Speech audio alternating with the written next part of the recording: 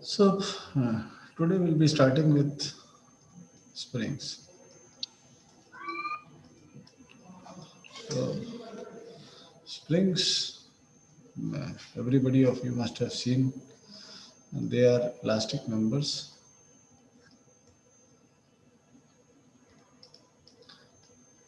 elastic members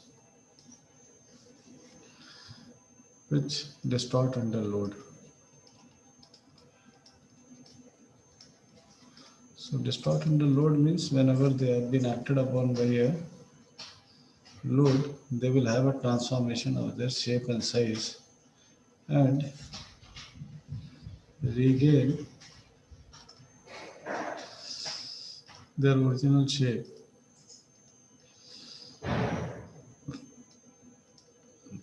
their original shape and size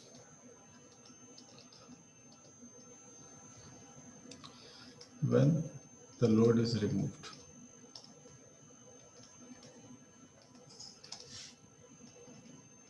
So this is the primary characteristic of uh, spring. So under an elastic loading condition, if you see, means, if you have any vertical member or let us say if you have a rod and if you have applied by a tensile load, obviously there will be an increase in length of the body, and the increase in length of the body whenever the load is removed, if the load is been applied within elastic limits, then the body regains its original shape and size. So what is so specific about springs? Because this happens to everybody, every body or every object which has been loaded in within the elastic limits. So the thing special about it is they have they are made up of materials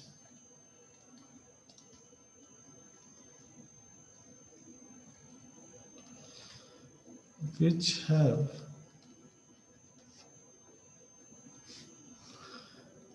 excellent damping characteristics.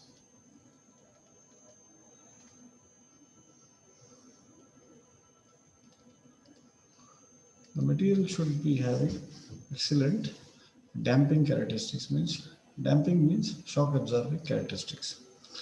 Then only from that material we create springs. Okay, so the primary functions of spring. So the primary functions of springs are,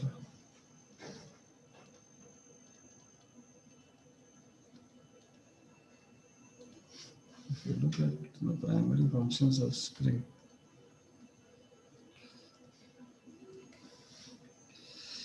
the first one is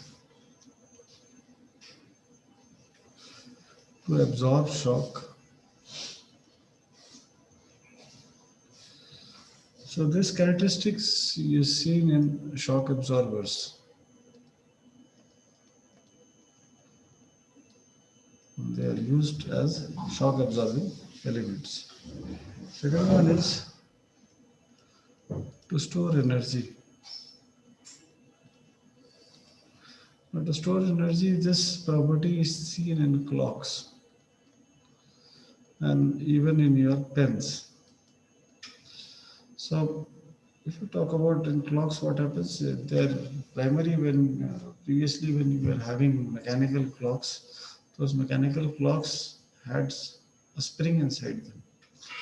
So when you are applying a certain, or when you are charging it, the spring gets wound up.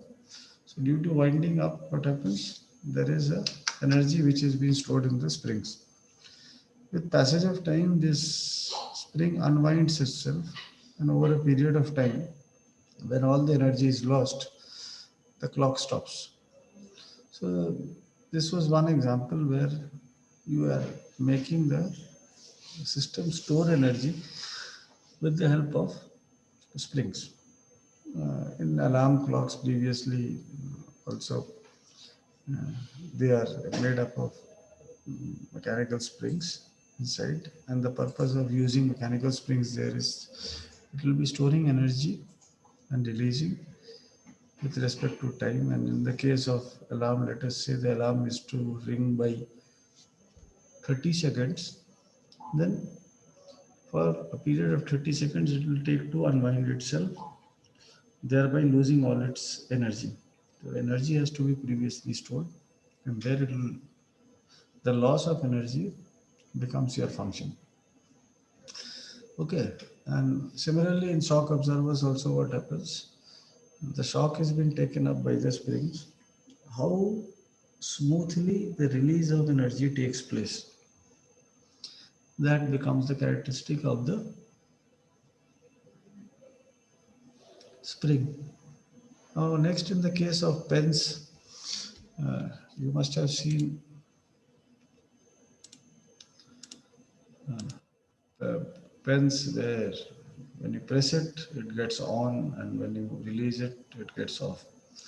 So when you press it, it gets on means the spring gets compressed, and the force exerted on the head of the pen enables the nib to come out of the system, and it remains outside due to the force being continuously exerted by the spring, which has been saved at a specific point.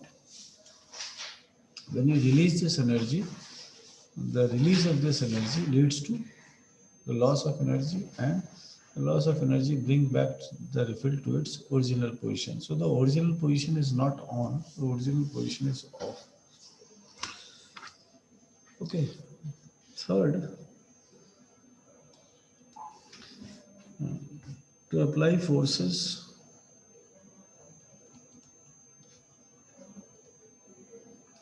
this is in case of clutches or brakes. These are situations where forces are being applied with the help of springs. So when you press the clutch, let us take the case of a centrifugal clutch. So when you press the clutch pedal, what happens? The spring leads to the expansion of the clutch inside, expansion of the clutch inside a specific drum.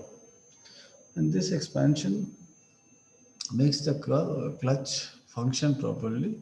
And when its purpose, the purpose is to engage and disengage gears. When the purpose is fulfilled and you remove the your leg from the pedal, what happens? The energy which is being stored inside the spring, it releases, and the release of energy enables the clutch to come back to its original shape and position. Similarly, in the case of brakes, what happens when you apply brakes? The springs they open up, force has been exerted on it, and the springs open up. This opening up of the springs, what it enables the brake drum or the brake shoe to stick to the inner circumference of the brake. Thereby, application of brake takes place. Now, when this energy is released, this release of energy allows the brake shoe to come back to its original position. The original position is maintaining a gap between the inner circumference and the brake shoe. So this gap has to be maintained. Otherwise, the vehicle will always be subjected to brakes. Okay. The next is hello. To measure forces. Sorry, sir, आपको छुट्टी में disturb कर दिया. This is spring balances. To measure forces means to suppose in the case of spring balance, you have large size balances, you have balances which are used for measuring some grams to some tons. So all of them operate on springs. And these springs they enable the they undergo a certain deformation, and the deformation leads to a certain value, and that value has been measured in terms of deformation, which corresponds to a force, and the force gives us the weight which has been applied on the body. Okay, so outcome of the value weighted course.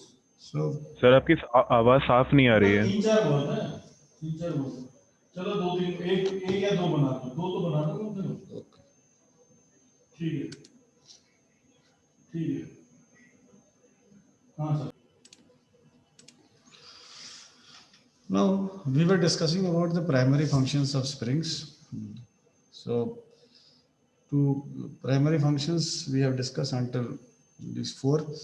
To measure forces in spring balances, what happens that when we apply a force in the form of weight, it leads to a deformation, and the deformation is measured, and with respect to the stiffness of the spring which has been used, we calculate the amount of weight which has been applied on it.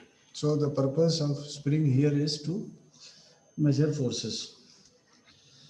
And next is to, to change the variations, or you can say characteristics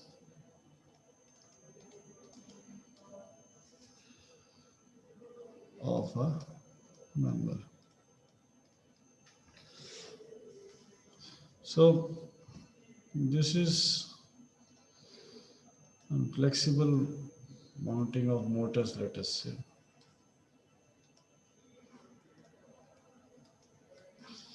So let us say you are having a motor in which you need to change the operational parameters.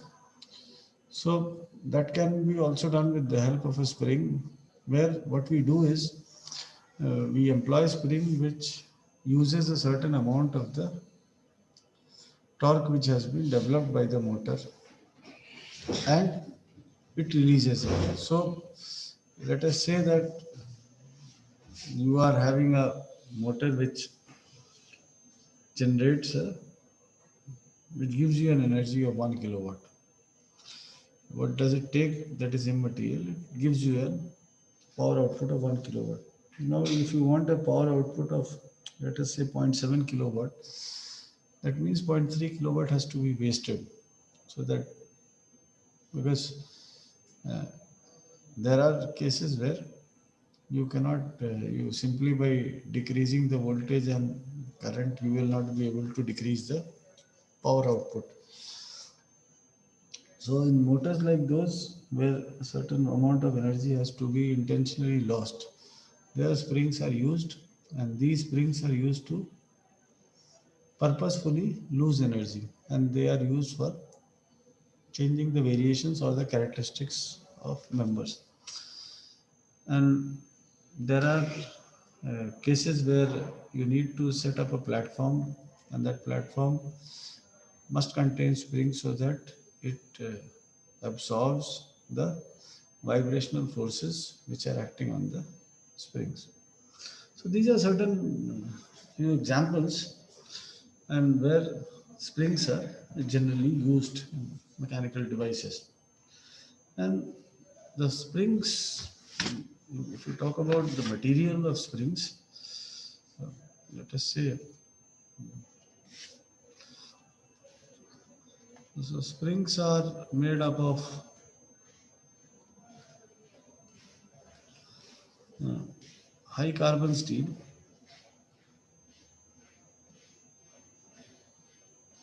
high carbon steel. So the percentage varies from 0.1 to 1% of carbon. Okay, and phosphor bronze is also a material for spring. Obviously, this will make the spring costly. Springs are also made up of stainless steel. These are used for corrosion-free applications. So these are few materials which are used for the fabrication or construction of springs.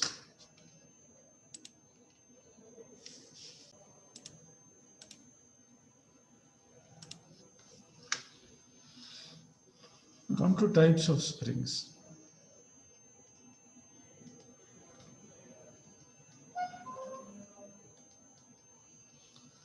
So first is helical springs.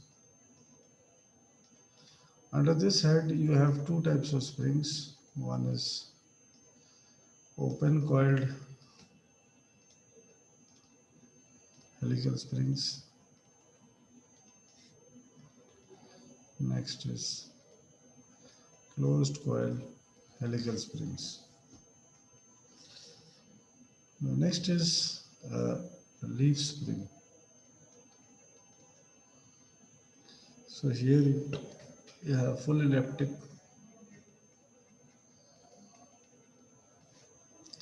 Second one is semi-elliptic, and the third one is quarter elliptic. And the third type of springs are torsion springs.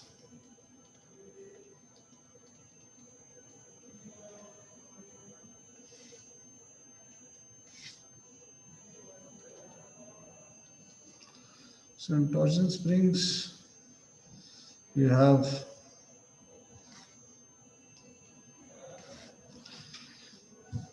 next is circular springs.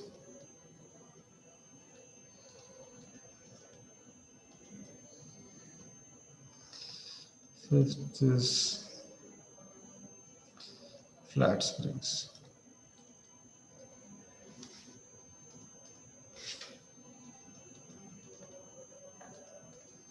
Okay, so let us see what these springs are and how do they work. So the first type of spring I'll be discussing at the last. This is the one which is the first and second are a part of a syllabus, where you need to understand what these springs are, how do they function, and what are their governing equations. So first, let us see what is a leaf spring. So leaf spring you must have seen in very heavy vehicles, like in the case of trucks, buses, etc., especially at the rear wheels. So if I draw a leaf spring for you,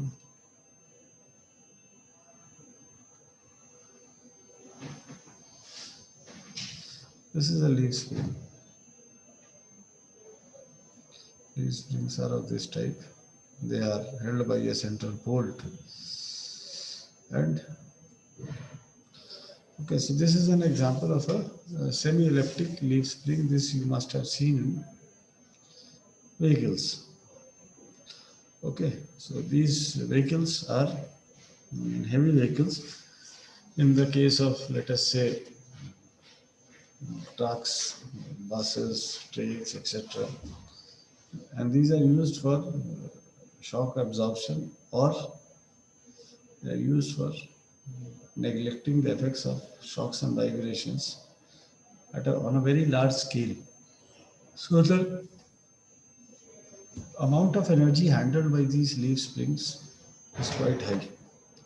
The torsion springs, the case the application is in clocks. Torsion springs are used in clocks where you wound and unwound them, and this winding produces a twist, and it allows a certain amount of energy to be stored in it, and it is released at a certain rate. Now, next one is the circular springs.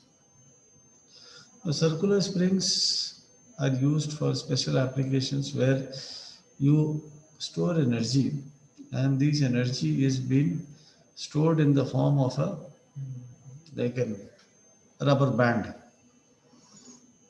Like rubber band also stores energy due to the material characteristic.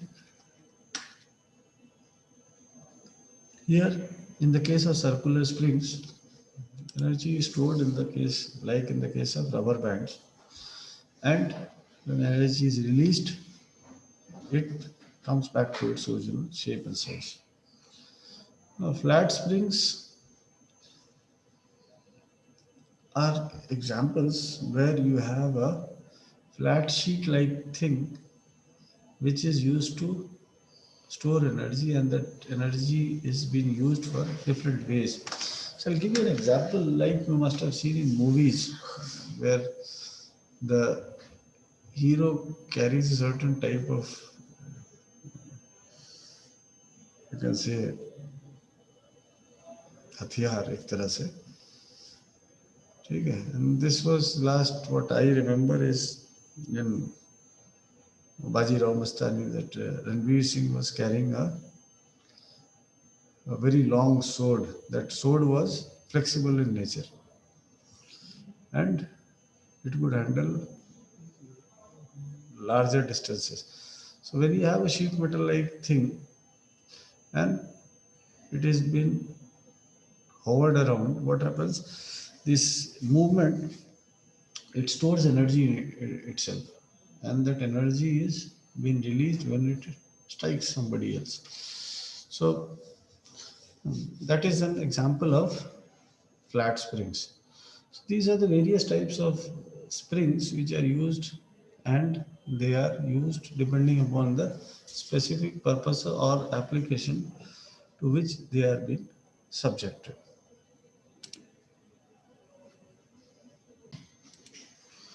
So you must be seeing the screen spring on my screen, and in this screen you can see that this is a spring which has been held like this, and this has been used as a shock absorber in vehicles.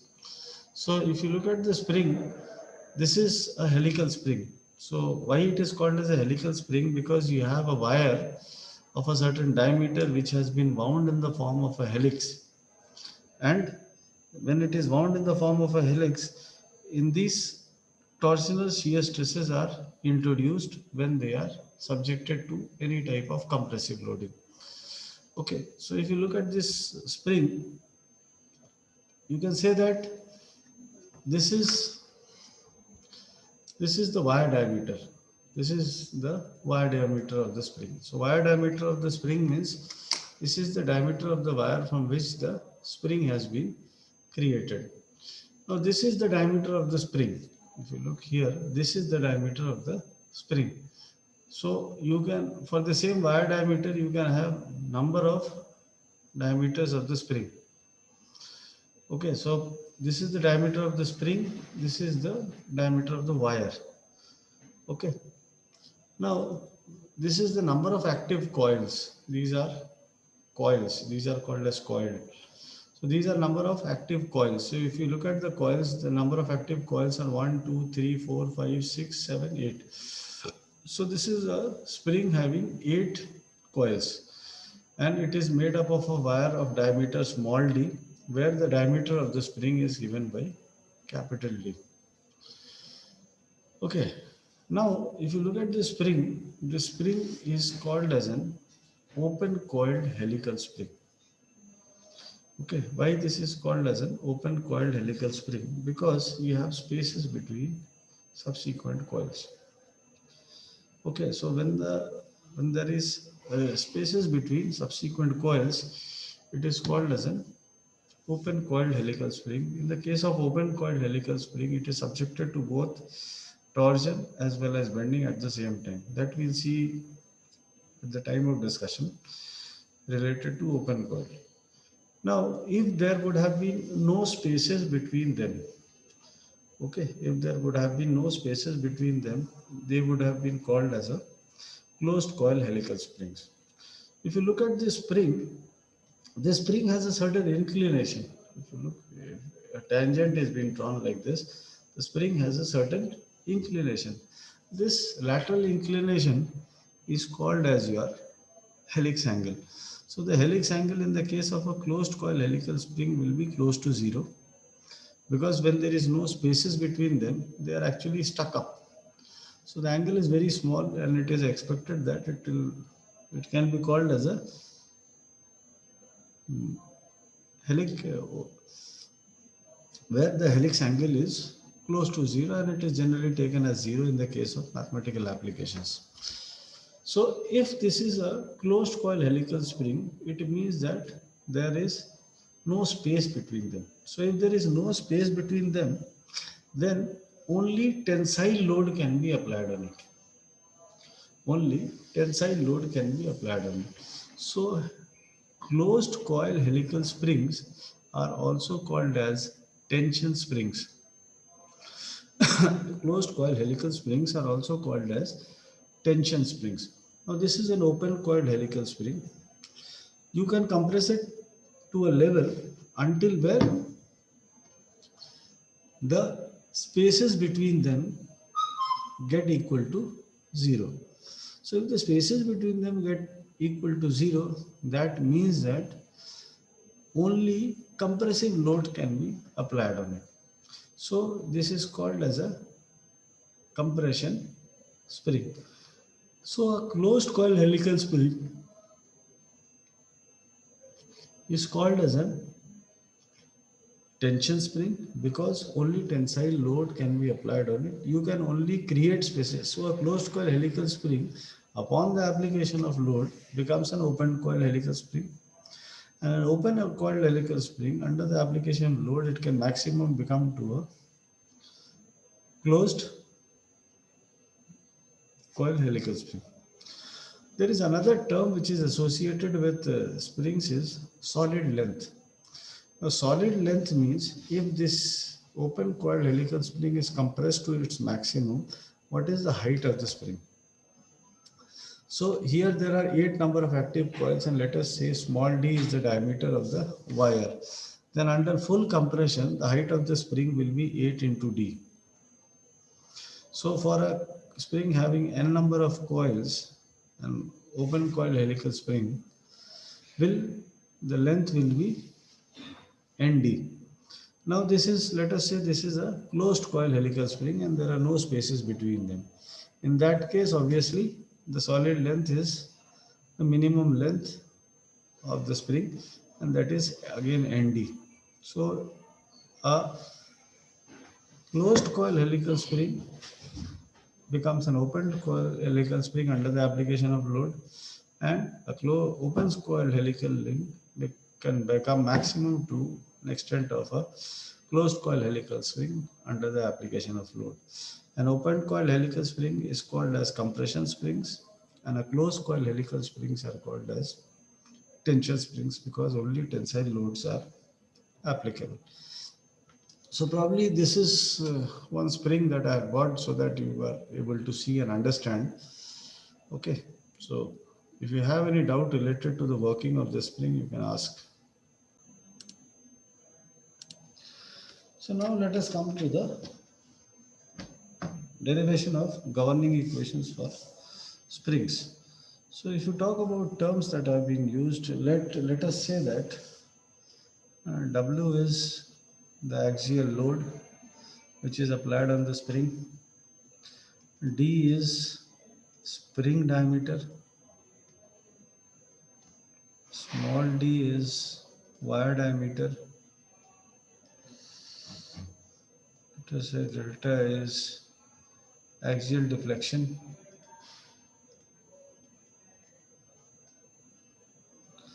Now G is modulus of rigidity.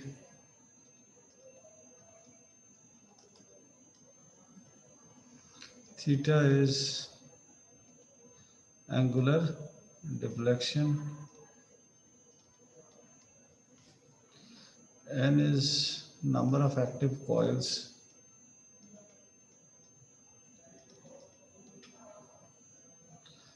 Tau is maximum shear stress,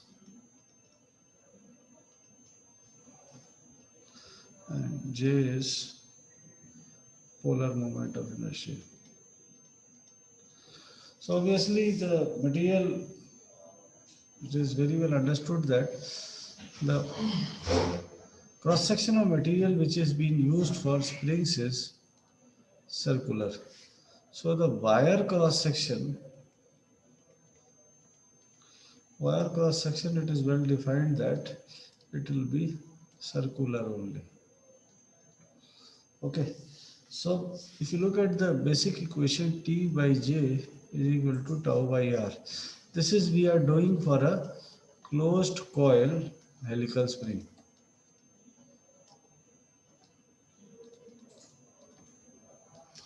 So T by J is equal to tau by R. So tau is equal to TR by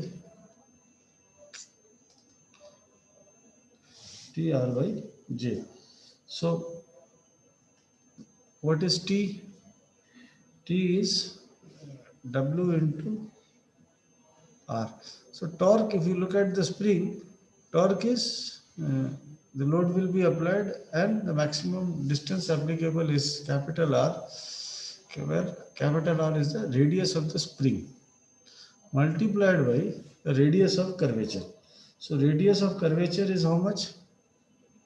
Radius of curvature is for the material. So this is d by 2 divided by what is j? J is pi by 32 d to the power 4. Okay, because j is for material and here this r is for distance. Okay, so if you simplify the terms, tau becomes equal to 8 WD divided by pi d cube. So what we have done is we have this replaced this r by d by 2. So d by 2, this is 4, 32 goes up, so 32 by 4 is 8. So 8 WD by pi d cube. This is your maximum shear stress. Now again if you see T by J is equal to G theta by L. So theta becomes equal to TL by GJ. So T is torque. So torque is W into R. Now if you talk about the length, so what will be the length of the spring? So the length of the spring will be how much? 2 pi R into D. Okay, 2 pi R means,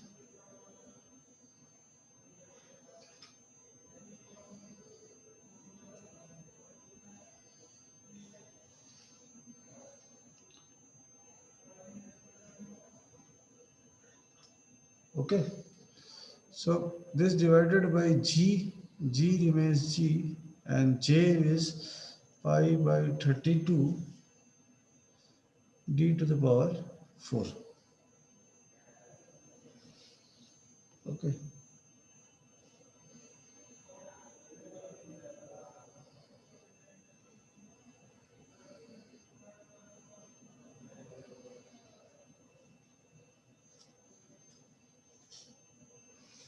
So theta, if you equate it to theta, so what we are doing is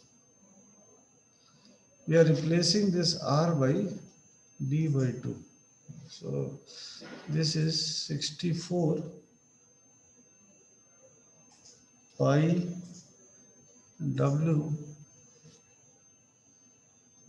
into d square. Sorry.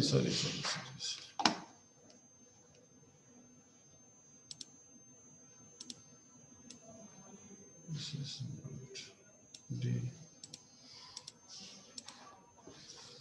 This is L, number of turns or number of coils.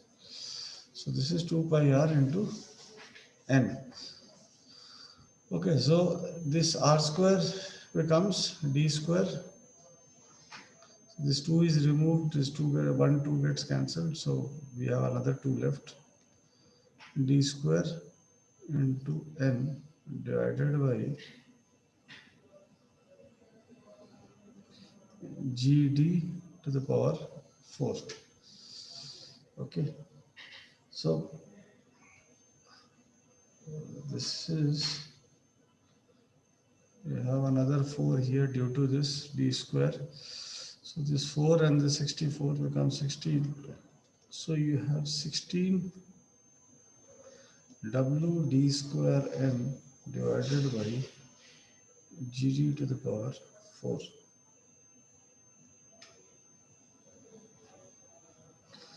Okay, so this pi and this pi, they get cancelled.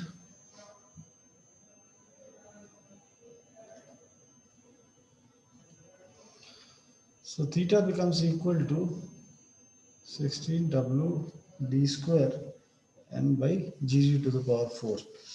Now delta is axial deflection. This is equal to r theta. Okay, so theta you have calculated, r is d by 2. So you have d by 2 multiplied by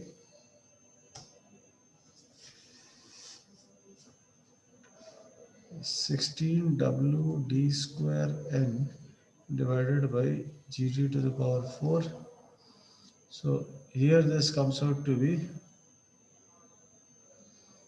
8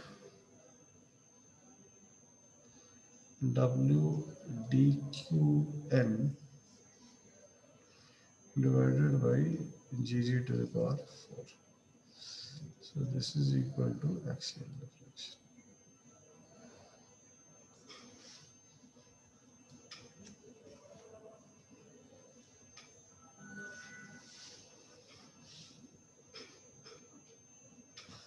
Okay, so if you have any,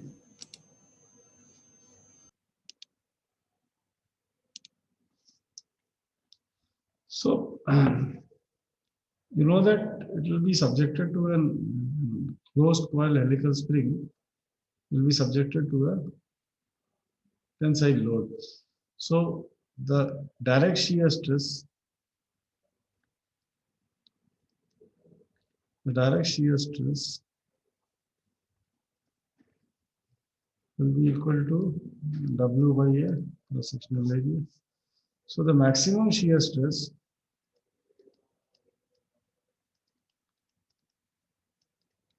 is given by W by A plus 8WD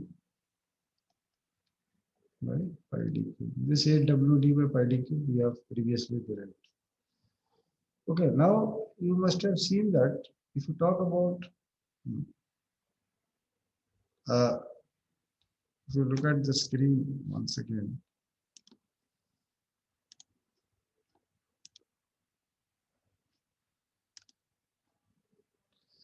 if you look at the screen, what we had derived for a torsion equation was, this is a straight shaft which has been subjected to a torque and it is producing an axial twist. Now, what is actually happening in the case of a spring is you have a curved structure and there is a curvature all around. You have a constant radius of curvature which is all around the dimensions. So when you have a constant curvature, what actually happens is you have a situation where curvature exists everywhere throughout this structure or a beam, you can say. So to neglect the effects of these curvatures, what was proposed that uh, you have to negotiate for this, to compensate for curvatures.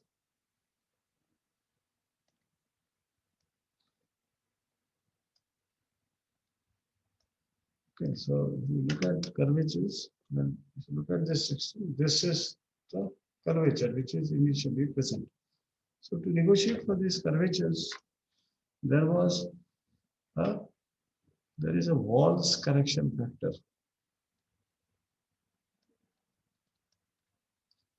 Wahl's correction factor. Now this Wahl's correction factor, it was proposed by A.H. Wahl's.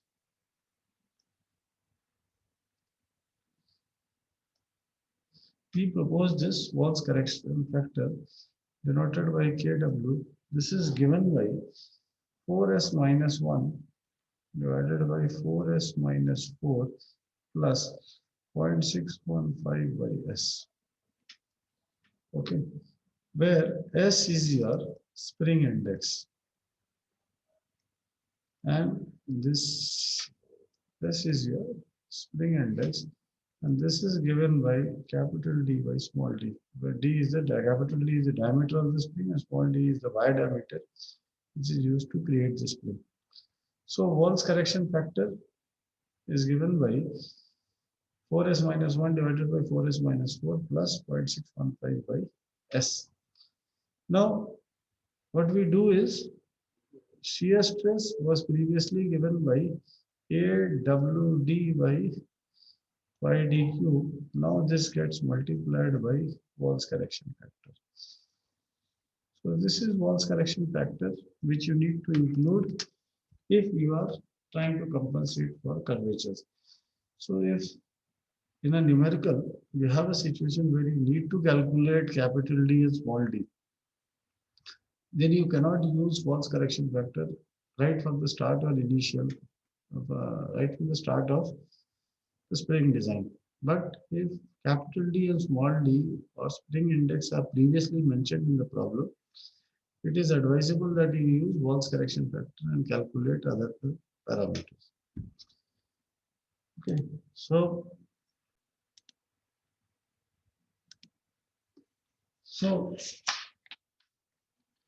next is stiffness.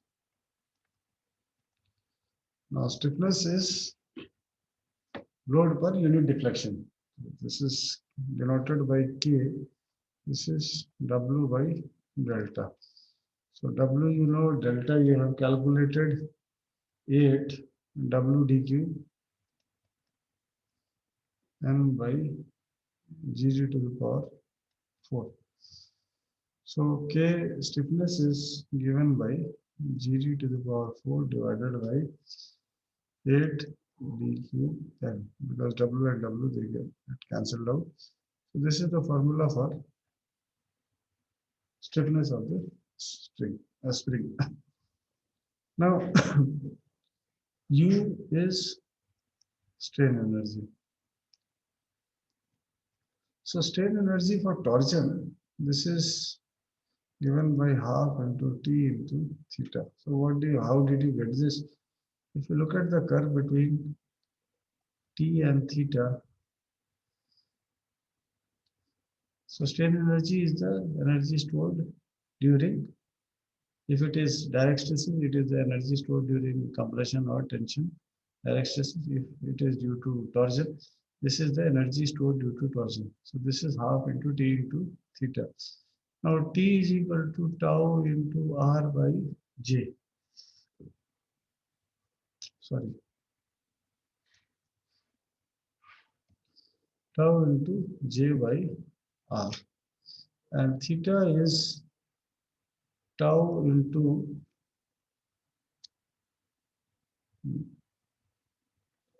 L by GR. Okay, this we have got by comparing tau by R is equal to G theta by L, and this we have got by comparing T by J is equal to tau by R. Okay, if you put down these values here, you have half into T is replaced by tau into J is replaced by pi by 2 R to the power 4 divided by this R is R here, multiplied by again tau, length remains length, G is here and this R becomes here. So you have R square here, you have R here. So this R gets cancelled out. This 4 becomes 2 and this get cancelled out. So you have U is equal to half into tau square into pi R square L. This half becomes 1 by 4 divided by G. Okay. Now pi r square L is volume. This is volume. So U is equal to 1 by 4 G tau square into volume. Okay, so this is U, the strain energy stored in torsion is given by U is equal to 1 by 4G tau square into volume. Okay, so this is the formula for determination of energy stored. So in the case of energy stored in the spring, let us calculate the energy stored in the case of spring. So this is half into W into R into delta by R. Okay, theta is delta by R and W by R is W into R is T. So this quantity is T and this quantity is theta. Okay, so U becomes equal to half into W and to 8 W dq1 W dqn divided by g to the power 4. So you have U is equal to 4W square 4W square dqn divided by g to the power 4.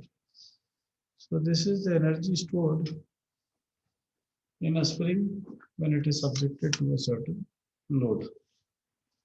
Okay, so this was the general formula. This is the general formula. This was the general formula for strain energy due to torsion. This was general strain energy due to torsion. And here we have found out the strain energy in this equation. We have found out the strain energy for a body which is being subjected to or strain energy as applicable in the case of springs.